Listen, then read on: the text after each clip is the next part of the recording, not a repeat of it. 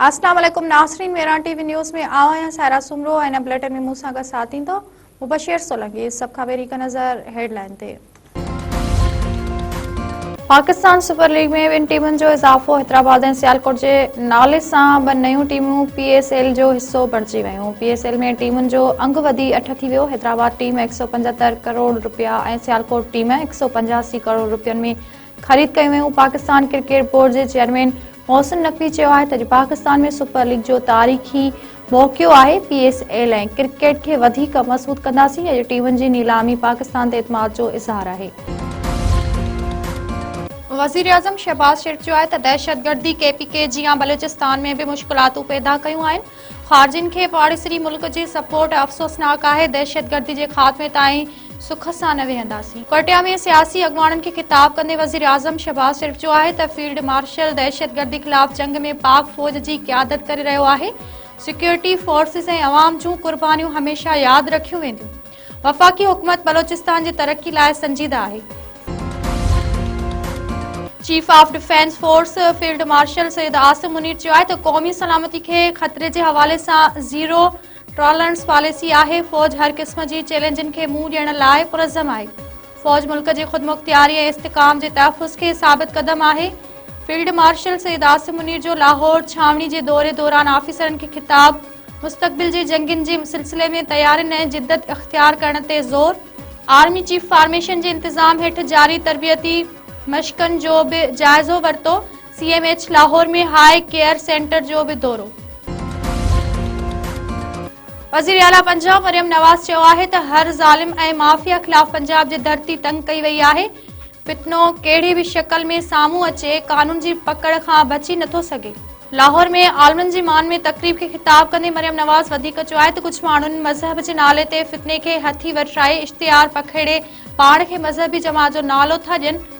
दीनी आलिम फितनी ज़ुल्म ऐं नाइंसाफ़ियुनि खे रोकण खां अॻिते अचनि।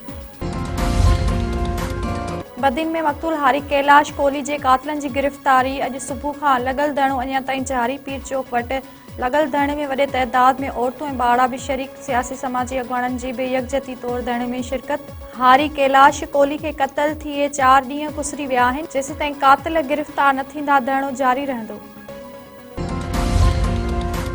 रतोदेरो वेझो पुलिस ऑपरेशन दौरान 20 लाख रुपया इनामी याफ़्ता दाड़िल खुदाबख्श उर्फ खुदू जलबाणी खे बास समेत मारण अची तावा। पुलिस मुताबिक़ बाईपास वारे इलाइक़े में SSP लाड़काणे अहमद फैसल चौधरी जी अॻवाणी में ॾोहारियुनि ख़िलाफ़ ऑपरेशन दौरान ॿिनि दाड़िलनि खे मारियो वियो। मारिजी वियल दाड़िलनि में 20 लाख रुपया इनामी याफ़्ता दाड़िल खुदाबख्श उर्फ खुदू जलबाणी ऐं उनजो भाउ मीर हसन उर्फ मीरो जलबाणी शामिल आहिनि। दाड़िल खुदू जलबाणी पुलिस के 64 केसनि में घुरबल हो। दाड़िल मीरो जलबाणी ते 55 केस दाख़िल आहिनि। मीरपुर ख़ास में एंटी करप्शन जी कार्रवाई। एंटी करप्शन कराची जे अमलदारनि इरिगेशन 3rd डिवीज़न ऐं मिठड़ाऊ डिवीज़न जे ऑफिस ते छापो हणी रिकॉर्ड पाड़ सां गॾु खणी विया। मिठड़ाऊ डिवीज़न जे इंजीनियर खान मोहम्मद मेमन जो चवणु आहे त एंटी करप्शन जी टीम खे जेको रिकॉर्ड घुरबल हो उहो ॾिनो वियो। रिकॉर्ड कहिड़े साल जो आहे उहो नथो ॿुधाए सघिजे। सुई गैस भरिसां रेगिस्तानी इलाइक़े मां 2 ॼणनि जा गोलियूं लॻल लाश मिलिया। मक़तूलनि जे ॻोठ ॾेढाणो जे रहवासी गुल चन्नो पुट वली मोहम्मद चन्नो ऐं अली रज़ा पुट नजम चन्नो तौर सुञाणप। वारसनि जो चवणु आहे त ॿई नौजवान ॿ ॾींहं अॻु नारी जे रेगिस्तानी इलाइक़े में काठियूं करण लाइ वियल हुआ। अॼु संदसि लाश मिलिया आहिनि। अंदुरी जांच करे इंसाफ़ फराहम कयो वञे। मिर्ज़ापुर वेझो कलोड़ा ऐं जुड़ेजा दुरनि में तकरार तां ज़ाल मुड़ुस क़तल। कच्चे वारे इलाइक़े में हलंदड़ पुराणे तकरार तां हथियारबंदनि जो घर ते हमलो। जुड़ेजा दुर सां तालुक़ रखंदड़ प्रियालो वासी अलहयार नारे जो ऐं संदसि घरवारी मारिजी विया। लाश ज़रूरी कार्रवाई बैदि वारसनि जे हवाले। पुलिस जो चवणु आहे त वाक़िए जी जांच कयूं पिया। जवाबदारनि खे जल्द गिरफ़्तार कयो वेंदो। शाहपुर जानिया वेझो मेले तां मोटंदड़नि जी चिंची रोड़ी केनाल में किरी पई। 203 ॿारड़ा ॿुॾी फौत। दौरफाल मोरी वटि हादसो। हिक ई घर जा 9 भाती ॿुॾी विया। मौजूदा माण्हुनि 7 ॼणनि खे बचाए वरितो। 10 वरियनि जो फरहान ऐं 12 वरियनि जो मेहरान ख़ासि केली फौत। ॻोठ गाज़ी ख़ासि केली वासी दरगाह पीर शहमीर जीलानी जे मेले तां मोटंदे हादसे जो शिकार थिया। नंगर पार्कर वेझो हिरण जी ज़ख़्मी हालत में हथ अचण वारे वाक़िए जो 2 जवाबदारनि मथां केस दाख़िल। जंगली जीवत खाते नायाब नस्ल जे हिरण खे ज़ख़्मी हालत में हथ अचण वारे वाक़िए जो नोटिस वरितो। इंस्पेक्टर उस्मान कुंभार जी फरियाद ते जवाबदार गीनो कोहली ऐं केवल कोहली खिलाफ केस दाख़िल। ॼाणल जवाबदारनि मथां हिन खे कूड़के में फासाए ज़ख़्मी करण जो इल्ज़ाम। मलकानी शरीफ़ जो मासूम निगरी पाणी जे खॾ में ॿुॾी फौत। ॻोठ खमीसो पंवर में पहुरियत लौंग पंवर जे 4 वरियनि जी न्याणी समुंडी रांदि कंदे खॾ में किरी फौत थी वई। फोती नींगरीअ जो लाश घर पहुचण ते कोराम अची वियो।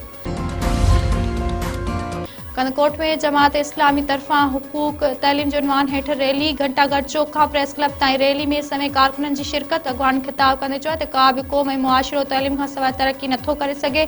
ज़िले कश्मीर कंदकोट जे सवें स्कूलनि खे ताला लॻल आहिनि। कश्मीर समेत पूरे सूबे में बंदि पियल सरकारी स्कूल खोले बुनियादी सहूलियतूं मुहैया कयूं वञनि।